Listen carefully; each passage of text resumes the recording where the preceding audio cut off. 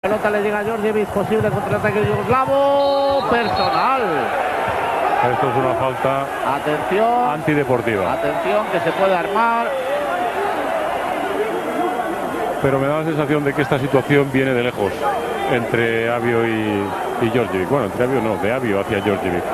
Avio y Djordjevic han sido compañeros de equipo en Bolonia. Y vamos a ver finalmente qué es lo que sucede. Personal antideportiva. Ahí está. Bueno, vaya viaje que le suelta a Avio, Sí, la verdad es que... Aquí se puede observar bien. Fíjense en el brazo derecho de Avio, un auténtico golpe de karate casi, Sí.